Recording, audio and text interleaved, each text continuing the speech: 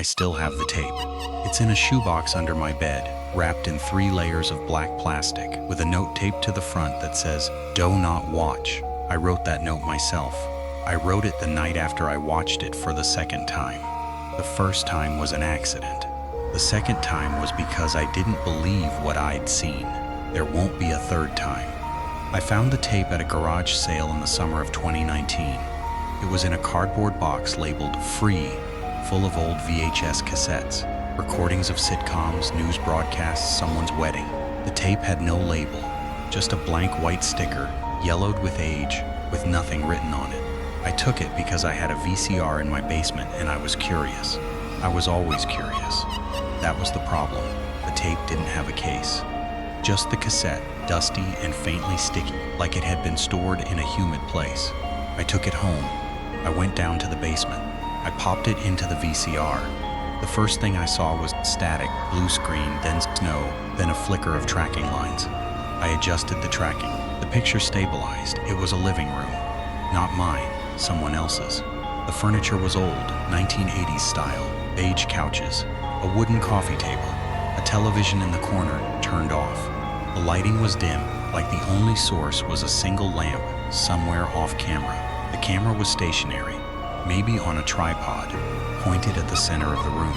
There was no sound for the first 30 seconds, just the hum of the tape. Then a woman walked into the frame. She was in her 30s maybe, dark hair pulled back, a plain dress. She sat down on the couch facing the camera. Her hands were folded in her lap. Her face was calm, but her eyes were wide, too wide, the kind of wide that comes from not sleeping, or from seeing something you can't unsee. She looked directly into the lens. She said, "My name is Margaret. Today is July 19th. If you're watching this, I'm probably dead." I leaned closer to the screen. She said, "I'm making this tape for the person who finds it, because I need someone to know what happened. I need someone to understand, and I need someone to warn the next one." She paused. She looked over her shoulder toward the hallway, then back at the camera. "There's a man," she said. "He shows up in photographs, not in person, just in pictures. You take a photo of a room, a living room, a bedroom, a street, and he's there standing in the background, watching. At first you think it's a trick of the light, a shadow, a smudge on the lens, but he gets clearer.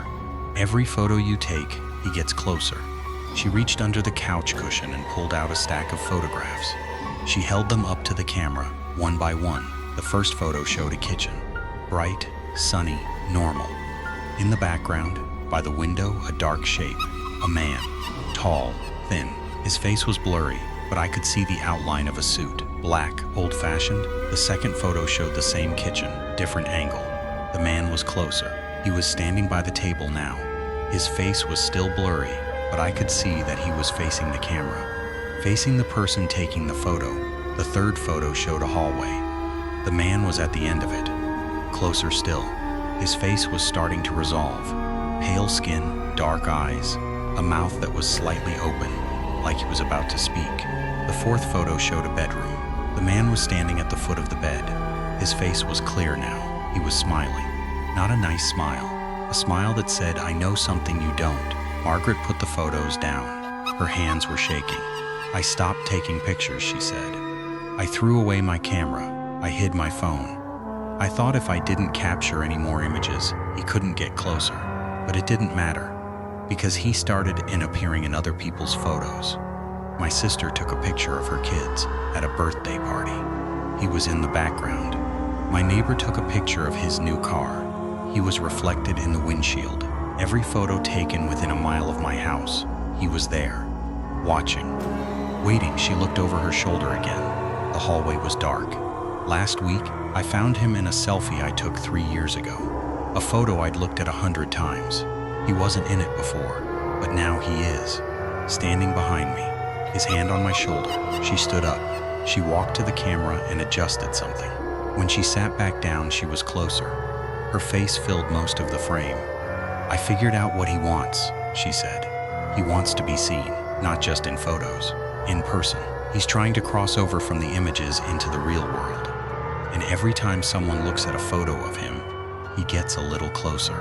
Every time someone studies his face, tries to understand what they're seeing, he gains a little more ground. She reached out and touched the lens. Her finger left a smudge.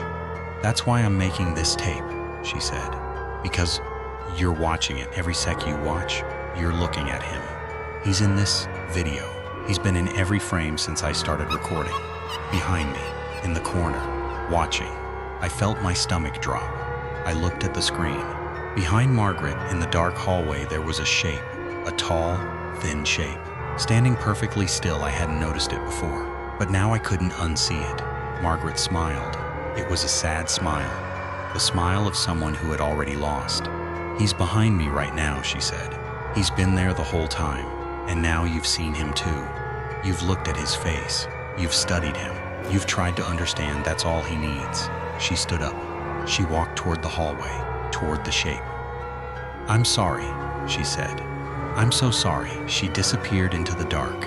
The camera kept recording. The shape didn't move. Then the tape went to static. I sat there in my basement in the dark, my heart pounding. I rewound the tape. I watched it again. Margaret's face, the photographs, the shape in the hallway. I watched it 3 times, 4 times. I was trying to see if the shape moved. If it got closer, on the 4th viewing, I noticed something new. In the final frame, just before the static, the shape wasn't in the hallway anymore. It was standing next to the camera. Its face was blurry, but I could see that it was looking at the lens, looking at me. I stopped the tape. I ejected it. I put it in the shoebox and wrapped it in plastic. I didn't sleep that night. The next morning, I told myself it was a hoax, a piece of found footage art. Someone had made it to scare people. Margaret wasn't real. The shape wasn't real. I was being paranoid. I went about my day. I made coffee. I checked my phone. I took a picture of my breakfast to send to a friend. I looked at the photo. In the background, in the kitchen window, there was a reflection. A tall, thin shape. Standing behind me, I deleted the photo. I took another one. The shape was gone. I told myself it was a glare, a trick of the light, but I couldn't stop thinking about Margaret's face, the way she'd looked at the camera, the way she'd said, "I'm sorry." That night, I dreamed about the shape. It was standing at the foot of my bed. It had a face now, pale skin, dark eyes, a mouth that was slightly open. It was smiling. It reached out its hand. I woke up screaming. I started seeing it everywhere, in the background of old photos on my phone, in the reflection of my TV when it was off, in the corner of my eye when I walked past a mirror. It was always there, always watching, always a little closer. A week after I watched the tape, I found it in a selfie I'd taken at a party 6 months before. I had looked at that photo a dozen times. The shape wasn't there before, but now it was, standing behind me, its hand on my shoulder. I tried to throw away the tape. I drove to a landfill and buried it in a bag of trash. The next morning, it was on my nightstand. I tried to burn it. The tape melted, but the next day, it was back, wrapped in plastic. The note still taped to the front. I tried to watch it again, to understand. But the tape was blank, just static. No Margaret, no shape, nothing. But the shape was still there. In my photos, in my reflections, in my dreams. Last week, I took a picture of my living room. The shape was standing by the window. Its face was clear now, clearer than Margaret's had ever been, and it was smiling. I don't take pictures anymore. I threw away my phone. I covered my mirrors. I don't look at reflections, but it doesn't matter, because I can see it without the images now. When I close my eyes, it's there, standing in the dark, waiting. Last night, I woke up because someone was breathing beside my bed. I didn't open my eyes. I didn't move. I just lay there, listening as the breathing got louder, closer. Then I felt a hand on my shoulder, cold, dry. A voice whispered in my ear, Margaret's voice, or the shape's. I couldn't tell anymore. "You looked," it said. "You studied. You tried to understand. Now it's your turn." I opened my eyes. No one was there, but my bedroom door was open, and standing in the doorway was a tall, thin shape. It raised its hand and pointed at me. Then it pointed at the corner of my room, where my old Polaroid camera was sitting on a shelf. I haven't slept since. I'm writing this on a friend's computer, in a room with no windows and no reflective surfaces. I'm not going to save this document. I'm not going to take a picture of it. I'm not going to create any image that can be seen or shared, but I know it doesn't matter. The shape doesn't need photographs anymore. It has me, and every time I close my eyes, I see its face. Pale, dark-eyed, smiling. I'm going to leave this story here. If you're reading it, don't try to picture the shape. Don't try to imagine its face. Don't study it.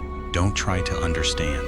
Just close the page, turn off your screen, and for the love of God, don't look at your reflection, because it's standing behind you. It always has been. You just didn't look close enough to see.